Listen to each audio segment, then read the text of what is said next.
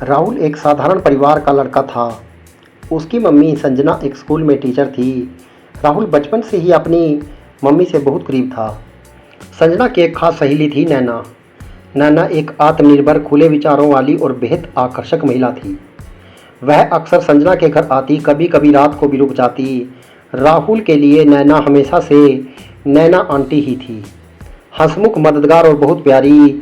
समय बीतता, राहुल अब कॉलेज में पहुंच गया। अब वह बच्चा नहीं रहा था, उसकी सोच और नज़रिया बदल रहा था। एक दिन जब नैना घर आई तो राहुल ने पहले बार उसे अलग नज़र से देखा। नैना की मुस्कान, उसका पहनावा, उसकी बातें, सब कुछ राहुल को आकर्षित करने लगा।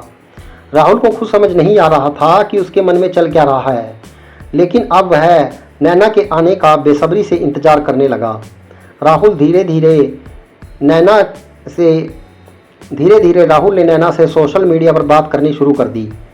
पहले हल्की फुल्की बातें, फिर धीरे धीरे उसकी बातों में हंसी मजाक और तारीफ़ें शामिल होने लगी। नैना को भी राहुल का बदलाव व्यवहार महसूस हुआ, लेकिन उसने इसे राहुल की जवानी और मासूमियत समझकर नज़रअंदाज कर दिया।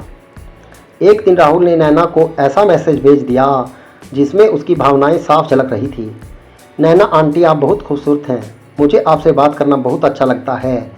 आप जब हंसती हैं तो मुझे बहुत अच्छा लगता है। कभी कभी तो लगता है कि आप मेरी दोस्त बन जाएं। नैना को यह पढ़कर झटका लगा।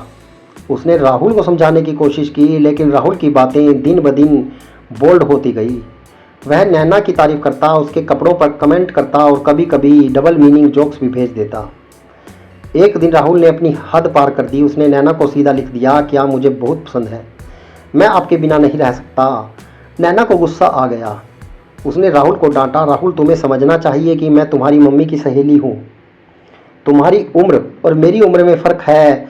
ये सब बातें ठीक नहीं। नैना ने राहुल को ब्लॉक कर दिया और बहुत दुखी हो गई। राहुल को अपनी गलती का एहसास हुआ। उसे डर लगने लगा कि कहीं नैना उसकी मम्मी को सब कुछ न बता दे। वह कई दिनों तक परेशान रहा, ठीक से सो भी नहीं पाया। अगले हफ्ते नैना फिर घर आई। राहुल की मम्मी तो हमेशा की तरह खुश थी, लेकिन राहुल की हालत देखकर नैना समझ गई कि उसे अपनी गलती का पछतावा है।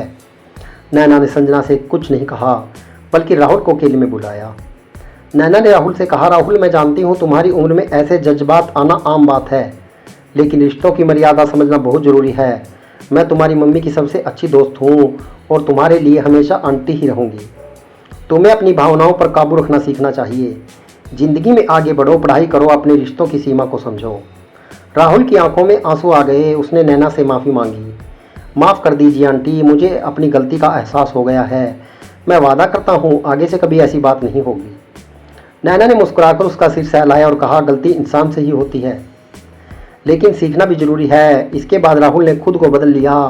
वह फिर से पढ़ाई में मन लगाने लगा।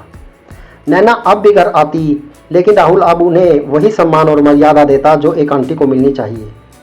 उसकी मम्मी को कभी इस बात का पता नहीं चला और नैना राहुल के रिश्ते में फिर से सहजता आ गई। समय के साथ राहुल ने अपनी भावनाओं को काबू करना सीख लिया। उसने समझा कि जवानी में भावनाएं भटक सकती हैं, लेकिन रिश्तों की मर्यादा और समझदारी ही इंसान को बड़ा बनाती है। नैना भी खुश थी कि राहुल ने अपनी गलती से सीखा और उसे सही राह पर लौटाया। कहानी का संदेश है कि कभी कभी उम्र के ऐसे मोड़ पर इंसान अपनी भावनाओं पर काबू नहीं रख पाता, लेकिन रिश्तों की मर्यादा और समझदारी ही जीवन को सही दिशा देती है। माफ़ी और समझदारी से रिश्ते फिर से संवर सकते हैं।